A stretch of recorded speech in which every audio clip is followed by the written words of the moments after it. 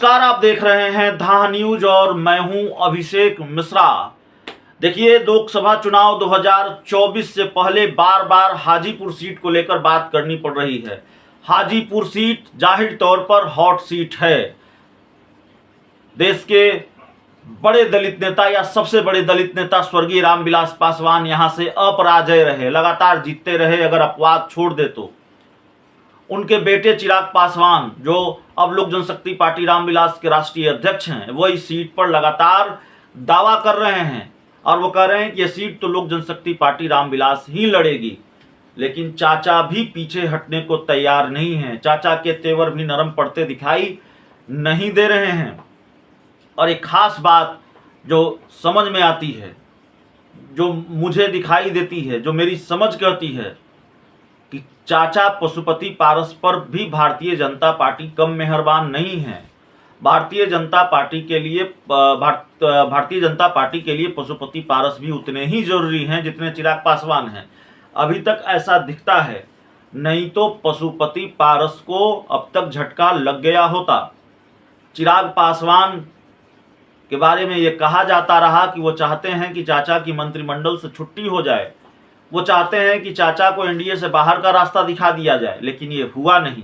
वैसे चिराग पासवान ने इस बात को कई बार खारिज किया कि नहीं, वो ऐसी उनकी कोई शर्त नहीं है। लेकिन चिराग पासवान ने इतना जरूर कहा था कि जहां चाचा रहेंगे उस गठबंधन में वो नहीं जाएंगे। ये बात उन्होंने मुझसे ही कही थी, लेकिन वो एनडीए गठबंधन में चले गए, जबकि चाचा पहले से उनके एनडीए गठबंधन में हैं। हम ये कह रहे हैं, और ये क्यों कह रहे हैं कि पशुपति पारस पर बीजेपी मेहरबान है। देखिए, चिराग पासवान को बैकफुट पर हटना पड़ा है, बैकफुट पर आना पड़ा है। चाचा फ्रंट फुट पर ही खेल रहे हैं। पशुपति पारस शुरू से लगातार ये दावा कर रहे हैं कि हाजीपुर सीट वही लड़ेंगे और एनडीए कोटे से लड़ेंगे। चिराग पासवान मैदान में आ जाएं या किसी और को मैदान में उतार दें, जमानत जब्त हो जाएगी। हालांकि जमानत जब्त होगी नहीं होगी, कौन जीतेगा कौन हारेगा, ये तो चुनाव परिणाम तय करेंगे।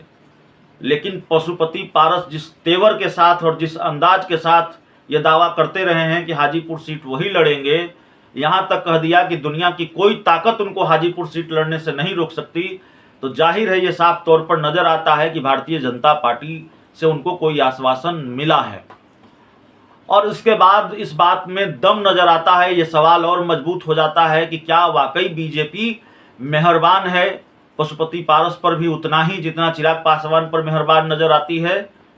क्योंकि चिराग पासवान हाजीपुर सीट को लेकर बैकफुट पर नजर आते हैं। एक बयान उन्होंने जमुई में दिया और ये कहा कि जमुई में वो युवा बनकर आए थे, बुजुर्ग बनकर जाएंगे, तो जमुई सीट वो लड़ेंगे, इसके संकेत उन्होंने दिए।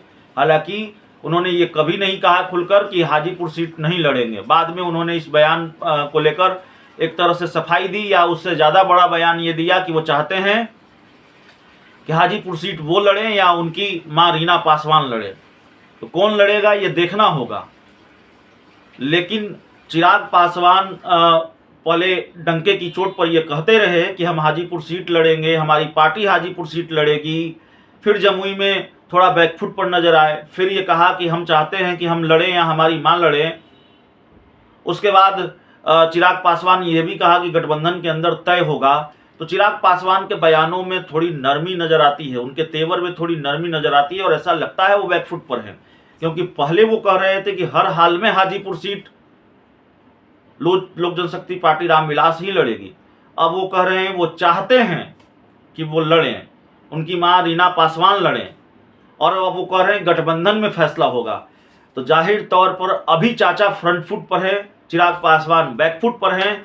और चाचा के बारे में परसेप्शन ये था चिराग पासवान के एनडीए में आने से पहले कि चिराग की एंट्री होगी और पशुपति पारस को बीजेपी दूध की मक्खी की तरह निकाल फेंकेगी। पशुपति पारस से ज़्यादा जरूरत चिराग पासवान की है बीजेपी को, लेकिन ये होता हुआ नजर नहीं आ रहा है। पशुपति पारस भी बीजेपी के लिए उतने ही जरूरी नजर आते हैं जिस तरह से पशुपति पारस को बीजेपी भाव दे रही है, और जिस तरह के तेवर में पशुपति पारस नजर आ रहे हैं, बिल्कुल फ्रंट फुट पर खेल रहे हैं।